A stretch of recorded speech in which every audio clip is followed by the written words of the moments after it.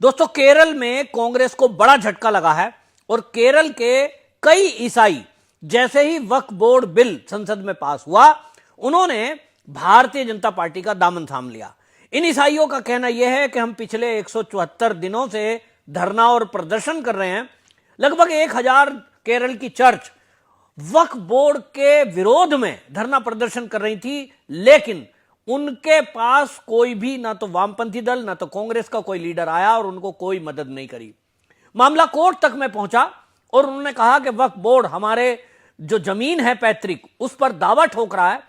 इससे लगभग 404 एकड़ में जो जमीन है, जो मछुआरों के लिए थी, जिसमें 600 परिवार लगभग रह रहे हैं, उसमें 510 परिवार ऐसे हैं जो कैथोलिक ईसाई हैं, 90 परिवार उसमें हिंदू हैं।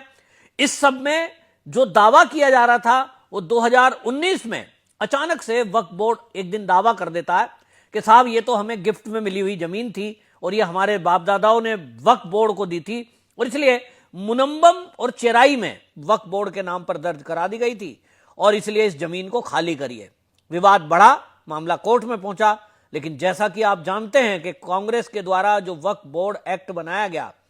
उसमें यह प्रावधान कर दिया गया था कि कोई भी कोर्ट के अंदर उसकी सुनवाई नहीं होगी। यह मामला जिस तरह से पहुंचा, इसके बाद लोगों को लग गया कि उनको तो मकान खाली करना ही पड़ेगा, क्योंकि वक्फ बोर्ड बिल जो है वो कहता है कि मामले की सुनवाई केवल ट्रिब्यूनल में हो सकती है और ट्रिब्यूनल में इसमें मुस्लिम कैंडिडेट हैं, तो इनके साथ तो न्याय होगा नहीं। इसी सब को देखते हुए जब इनको ये लग गया, जो बीजेपी की केंद्र की मोदी की सरकार है, वो एक बिल ला रही है जिसमें कि ये पुराना बिल कैंसिल कर दिया जाएगा, रद्द कर दिया जाएगा, तो इनको उम्मीद जगी। और इसीलिए आपने देखा कि जिस दिन ये राज्यसभा से बिल पास हुआ, उस दिन केरल के ये ईसाई समुदाय के लोग पटाखा बजा रहे थे, मिठाई बांट रहे थे और खुशियां जाहिर कर रहे थे। उनका कहना यह था कि हमारी किसी ने नहीं सुनी और अगर हमारे लिए किसी ने चिंता की तो वो मोदी है।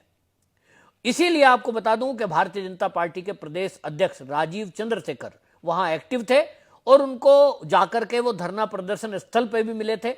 उनका कहना यह था कि हमने तो हमेशा से कांग्रेस को सपोर्ट किया है, लेकिन कांग्रेस की तरफ से कोई भी एक लीडर, उनका बड़ा लीडर हमारे बीच नहीं आया, चाहे वो सोनिया गांधी हो, चाहे वो राहुल गांधी हो या प्रियंका गांधी वाड्रा हो।